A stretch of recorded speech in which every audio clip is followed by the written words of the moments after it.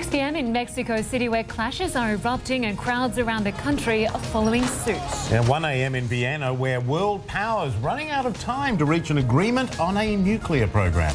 And it's 7 p.m. in Washington, where just 1 hour from now, the American president will announce his plan to shield 5 million undocumented immigrants from deportation.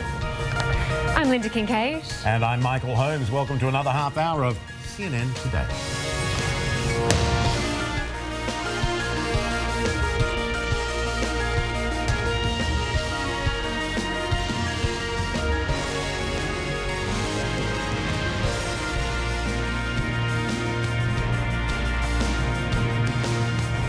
Welcome everyone. In less than an hour now, the US President Barack Obama expected to announce a major overhaul to America's immigration policies, a plan that could affect millions of people who already call America home. That's right. Currently, there are roughly 40 million immigrants in the US, both legal and undocumented. That's equal to 13% of the US population and makes America the #1 destination for immigrants. Now, about a quarter of them, 11 million or so, are undocumented. That number has increased year by year since 2000. And of those who became legal US residents, 14% are from Mexico, more than any other country. And many of those who come to the US risk so much in the hope of a better life. And why there are some who travel north on foot, others board a train to make the dangerous journey through Mexico. Our Gary Tuckman gives us a first-hand look at what so many experience on a daily basis. It is called the Beast, or the Train of Death. And it's heading north, arriving in the southern Mexican pueblo of Ixtepec. When it's in the midst of its journey across Mexico, hundreds of migrants sit on top and in between its cars. Many people get hurt or killed boarding or getting off while it's moving, and that's why it's known as the Train of Death. The train in Ixtepec is making a pit stop, and many of the people on top of the train for as many as 8 hours are getting off for food and water. This Honduran man was one of the passengers. He says the ride wasn't so bad, that he left Honduras to find better work. Like many of the passengers, he is extremely hungry. Most people get off the Beast right now to go to a nearby shelter and will catch the next train. But some people, like these guys up there, will stay on this train because they don't want to miss this when it leaves. The shelter in Ixtepec provides food, water, medical care, and is well known among migrants who can spend as much time as they want here. 2-year-old Richard of Honduras is here. His foot was cut off when he and his mother were run over by one of the train wheels when they were trying to get off. The arm of his mother, Emily, was partially detached. She pulled her son off the tracks with her good arm just before her son would have been killed. She says, "I couldn't believe what was happening while it was taking place. One of the things I thought was, if this is God's will, then it's God's will." Unaccompanied children share this facility with adult migrants before they go back to the Beast for the rest of the journey north. Volunteers, many from the United States, help take care of them. Emily is an artist, a painter, who dreamed of practicing her craft in the U.S. I ask if she and her 2-year-old will continue their journey to the United States. She says yes, so none of this will be in vain. The Beast will be leaving soon. This guy's waiting to get on the train right now. He's waiting for it to slow down enough, and he says he wants to go to the United States, and he's going to stay on until he gets to the U.S. border. The journey with other train connections will take no less than 12 or so days, for many much longer, if they make it at all. Once people start boarding, they have no idea when it actually will start its trip to the north. It starts and stops for a while they get it back on track. And I'm not going to go for a ride. I'm going to get off before it's going very fast. But it's anybody's guess when it will get to the United States. I'm getting off now because it's starting to go fast. This is a life for the very motivated and very desperate. All right, so what happens when new immigrants finally reach their destination? Gary Tuckman joins us now from the US-Mexico border, the town of Nogales, that's in southern Arizona. Gary, first of all, how far are you now from where the Beast makes that final stop in Mexico? Michael, right over my shoulder, about 6 kilometers, 4 miles. That's the city of Nogales. That's the northern terminus of the Beast. And this is the border fence. When people hear about the fence, they think about a big wall. But that's not where these people go. They end up coming to places like this, the little fence. Behind me, the nation of Mexico, in front of me, the state of Arizona. And what they do, it's very easy for anyone to do it. This is made of twigs right here, some barbed wire, some rope, and that's all you have. This is about 3,200 kilometers long, 2,000 miles, the border between U.S. and Mexico, 4 states. But anyone can hop over this fence, and they're in the United States. And right here you see, these are some water bottles, a drink bottle that's been left by someone who was just here a short time ago.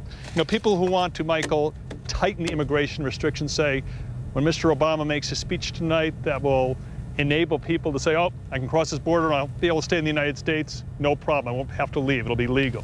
That's wrong, obviously, that's what a lot of people think. Others who want to loosen immigration restrictions, they also don't want people to cross through here. They want it to be easy to come into this country or easier to come into this country. So what everyone has in common, both sides of the issue, is they don't want people crossing through the desert. This is very dangerous. In the middle of the summer, it gets over 110 degrees Fahrenheit, but this is the peak time of year, Michael. It's very comfortable outside, and lots of people, even as we speak, we're going to be here for several more hours. I guarantee you we'll see people in the desert here trying to cross from Mexico into the United States over this very flimsy fence. More than 60,000 unaccompanied children tried to enter through the border between August last year and August this year. Do you think we'll see those numbers increase if these immigration reforms go through? Lynda, that's a very good question. That's what opponents of what Mr. Obama will be talking about think will happen, that people will now be emboldened and more people and more children will try to cross from Honduras and Guatemala and El Salvador into Mexico here into the United States. What we have seen over the last couple of months, though, is a decrease in the number of the unaccompanied minors and the mothers and children.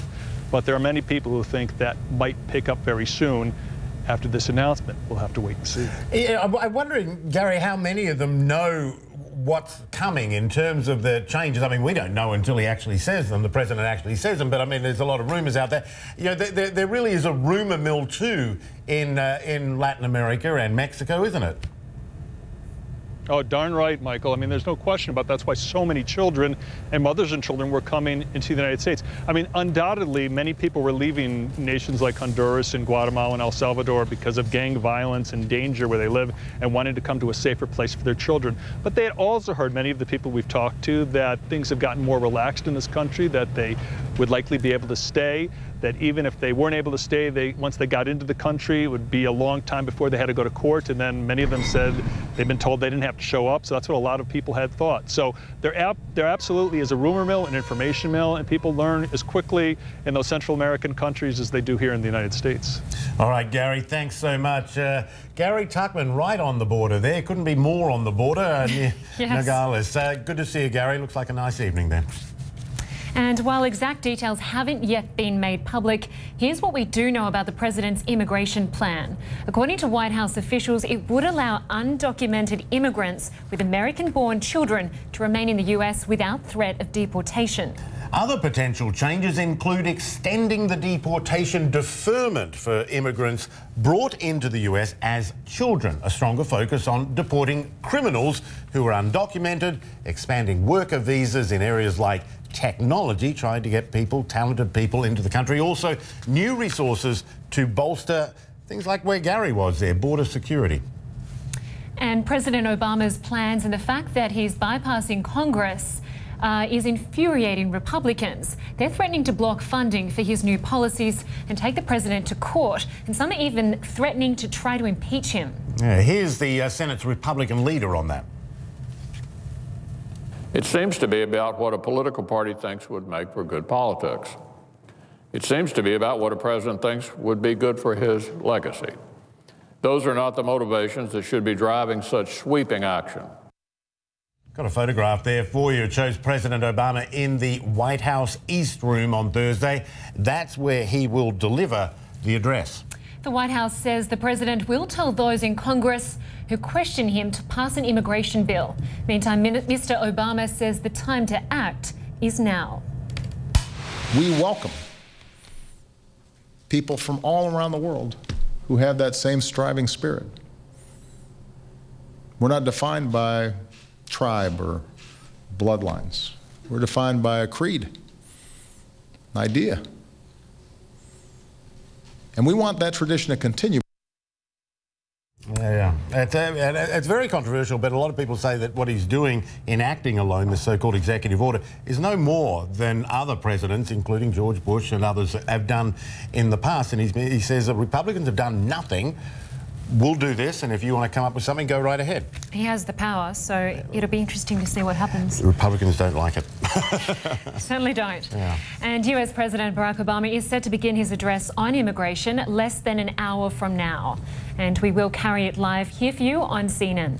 Be sure to stay with us. All right, and to talk now about the disappearance of 43 students in Mexico's state of Guerrero, calling attention to another chilling mystery, and now Mexican citizens are saying enough. They're taking to the streets demanding to know what happened to the tens of thousands of people who have literally vanished over the last 7 years. Yeah, we've got live pictures for you there too as this gets underway. You're watching them now. CNN's Rosa Flores joins us now from Plaza Garibaldi in Mexico City, where protesters are expected to begin their march at any moment. We're watching these live pictures. It certainly looks like a big crowd. Tell us what you're seeing, hearing, the atmosphere. You know, right now we're expecting two crowds to converge in this area. We're expecting the parents to march right here behind me at any moment. And there's another group of protesters, demonstrators that are coming in the opposite direction. So they're expected to meet here. What we do know is that they're expected to march to El Zócalo, which would actually be in the opposite direction than the march that you're seeing right now. So it appears that these two groups will come together and then they will march to El Zócalo. Now, I've got to mention that there are 3 points in this city where these protesters will meet, and then we'll head over to El Zócalo where these groups are supposed to converge. But take a look, hundreds, if not thousands of people already in Mexico City in support for those 43 missing students. Michael, Linda? Look at those pictures there, and we had Zócalo Square up earlier as well, so they're marching there to meet those people.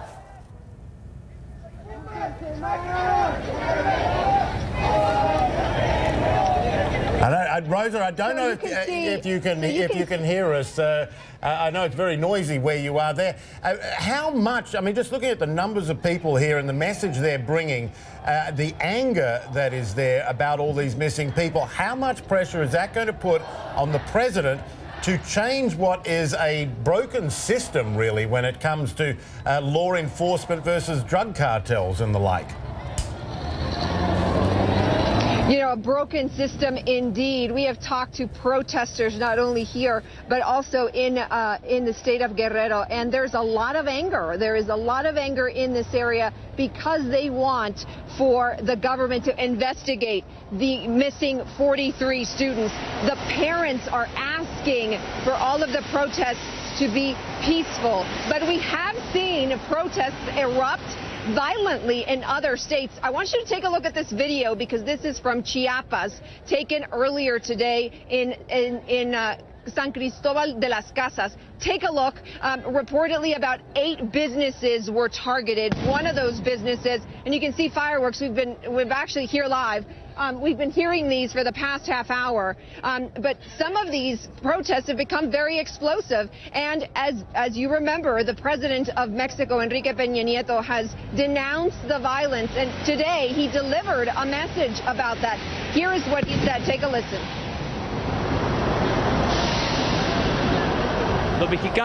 Mexicans say no to violence.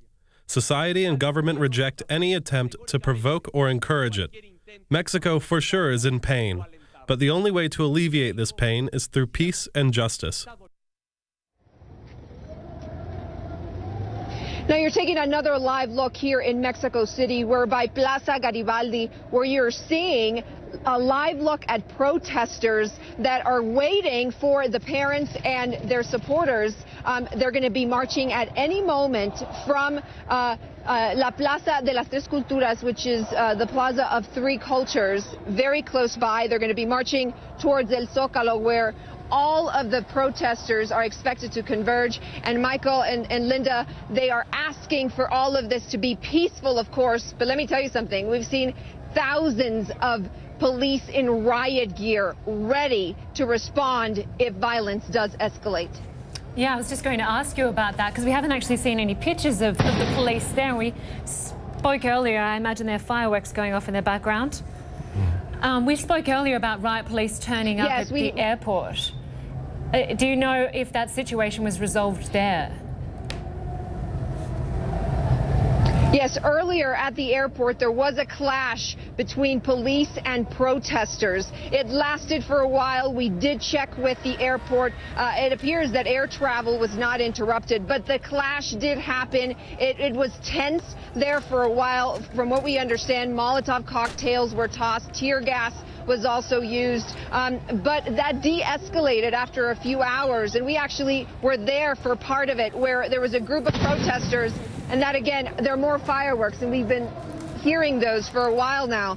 But it did de-escalate, and from what we understand, that's where a lot of the police were and have been for the past few hours. We have not seen police in this particular area where we are right now. We're expecting probably to see them in El Zócalo, which we will be going to in just a moment. Michael, Lynda? We'll let you get there too, Rosa. Thanks for that.